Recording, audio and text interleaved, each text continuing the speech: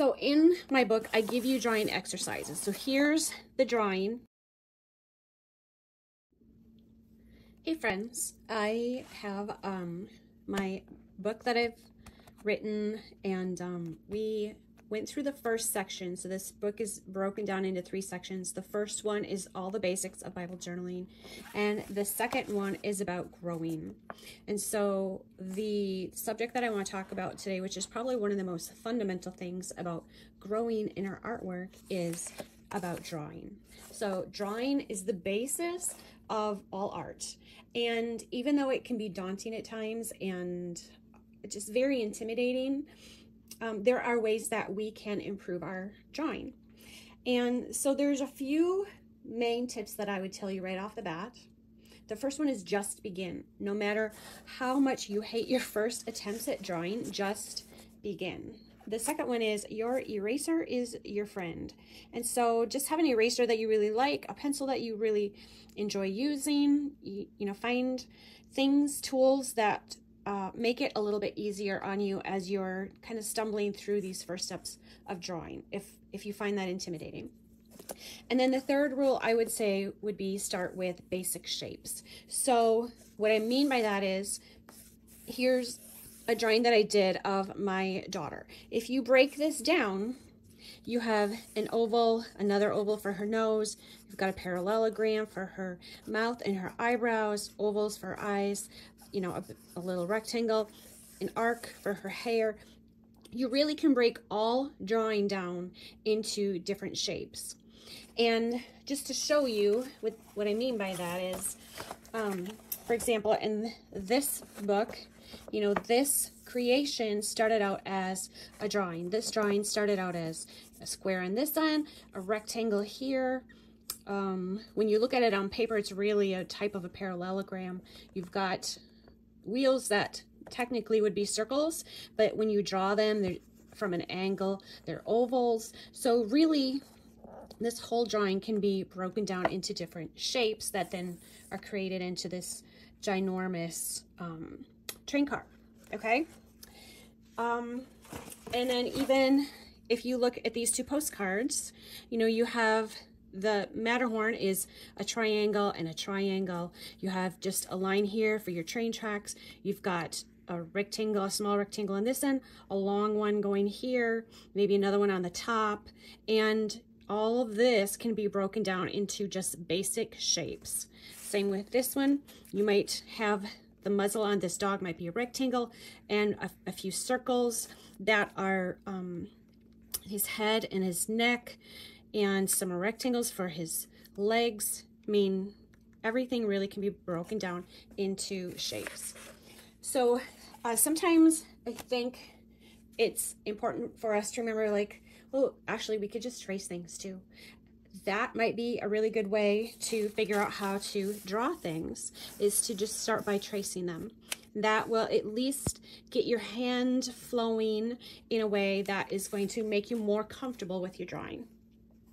And then one of the biggest things I would say, especially in getting started, is just start sketchy. So for example, this is it's the only children's book we have left in our house. It was one of my son's favorite stories when he was just in preschool. And these are sketchy. These drawings are all sketchy. Look at the shape of this guy's head. I mean, it's like he landed on his head as a baby and it grew crooked. Their eyeballs are not straight. Their eyebrows are, everything on here is sketchy, and yet they're very charming pictures to look at. So you can do a lot with sketchy drawings. So in my book, I give you drawing exercises. So here's the drawing, and here is just an outline of a basic of this, but in a lighter form.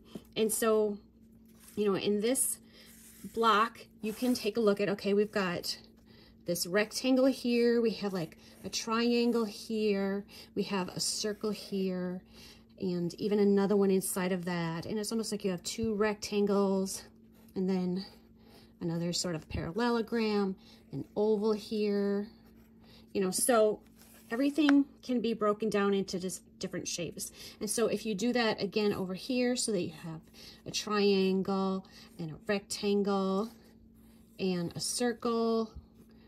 You know, you're looking at things in the form of shapes. And now all you have to do is go through and say, okay, so this isn't this. I'm going to put an angle on this, right? And I'm going to put a little bit of an angle on that. And this goes like this. And maybe this doesn't need to be, I can round it on the top. And since this is all the same stem, I'm going to use my eraser and get rid of that. I'm going to draw this oval in the front so that it's in front of this mushroom, and there you go. You know, put some grass in there, and you really have the start of this drawing. And to make it sketchy, just go over the lines like one more time.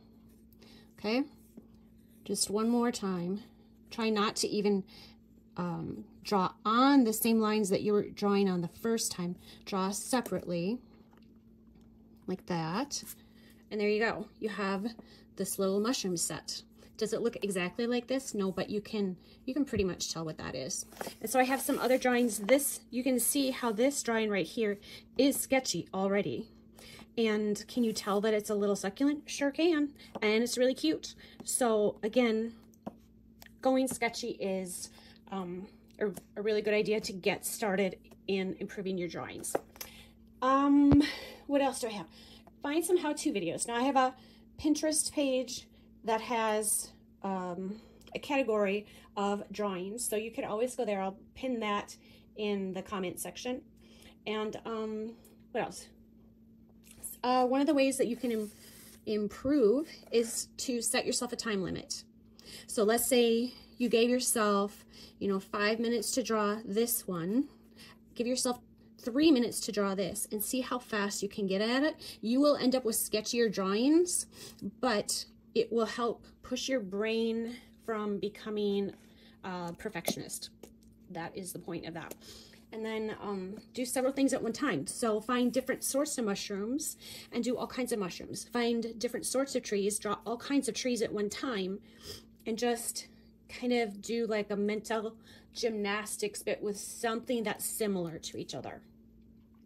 And then again, like we were saying with the timing or drawing sketchy is, it helps you to lose the idea that things have to be perfect. So that I think can really hold us back. I know it holds me back from trying to improve my drawing, is because I want my drawing to be perfect. I want you to be able to recognize that this is definitely my daughter and not somebody else's daughter.